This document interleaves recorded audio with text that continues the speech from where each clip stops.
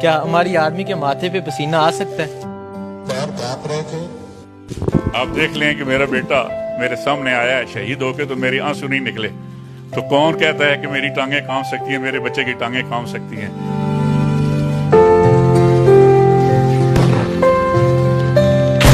اس کو پہلی گولی لگی تھی وہ بھاگ جاتا، دوسری پہ بھاگ جاتا، 22 گولیاں اس نے کھائی ہیں، ایک ایک کھاتا رہے، آگے بڑھتا گیا جب تک سانس نہیں نکلے وہاں تک لڑتا رہا۔ ہر میرا فوجی بیٹا اتنا بہادر ہے، اس گولیوں کے سامنے جانا کوئی آسان ہے؟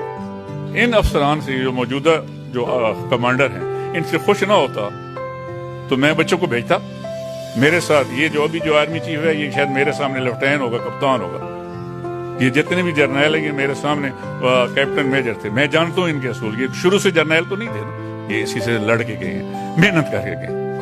اللہ کی کر جب قیادت اچھی ہوتی ہے تو جوان اس وقت جان دینے کے لیے قربانی دیتا ہے۔ شکر الحمدللہ، اللہ پاک بیٹے بہت رتبہ اور مقام دیتا، اور میرا بیٹا بہت بہادر اور ذہین افسر آیا، اپنے وطن نال بہت محبت کرتا ہے۔ تو انہوں نے کہا جی آپ کا بیٹا شہید ہو گیا اور بیٹے کو کہاں دفن کریں گے، کہاں لے گئے؟ میں نے اس کا پہلے مجھے یہ بتاؤ کہ میرے بیٹے نے گولی سینے میں کھائی ہے یا پیٹھ میں کھائی ہے؟ اگر پیٹھ میں کھائی ہے تو وہیں دفن کر دو۔ انہوں نے کہا جی ٹھہرو میں بتاتا ہوں۔ تھوڑی دیر کے بعد انہوں نے بتایا جی آپ کے بیٹے کے